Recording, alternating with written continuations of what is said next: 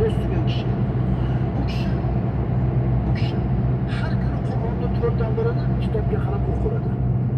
Mushafga qarab o'qiradi va tuni bilan xuddi shuncha oyatni yoddan namozda turib qiroat qiladi.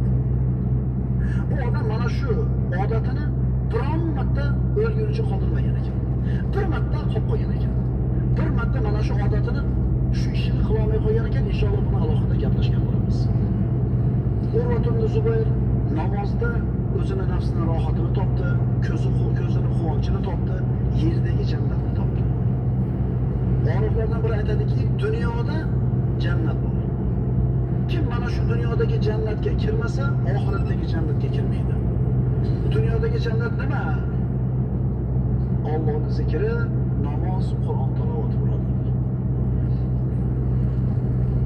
Urva ibn Zubayr namozni puxta o'qirdi, chiroyli o'qirdi, uzoq o'qirdi. Rivoyat qilinadi, bir kishi Urva ibn Zubayrning oldida namozni yengilgina o'qidida, yengil o'qib kelib o'tirdi. Haligi odam namozni tugatganidan keyin Urva unga: "Ey birodar, nima siz Robbingizda bir hojatingiz yo'qmi?"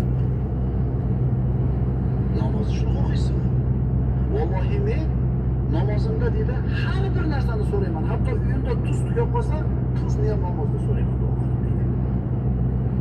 Assalomu alaykum va rahmatulloh. Assalomu alaykum va rahmatulloh. Fikr chiqib ketamiz. Ya'ni zo'r o'tiruvdingizda, zo'r o'tiruvdingiz. Esingizdan chiqmasa, masjidga kirganda musulmon qanday bo'ladi? Suvdagi baliqdek. Munofiq odam qanaqa bo'ladi? Asarlarda keltiriladi, innalloha yuhibbul mulihina fi du'a.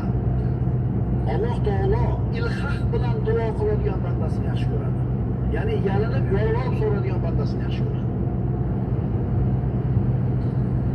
Imom Tirmiziy sunanlarda keltirilgan hadisda payg'ambarimiz aytadilar: "La yas'al ahadukum robbahu hajatahu hatta yas'alahu al-milh va hatta yas'alahu shis'a na'lihi idza inqata'a."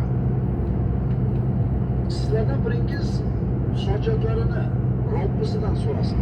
Hatto tuzni ham undan so'rasin.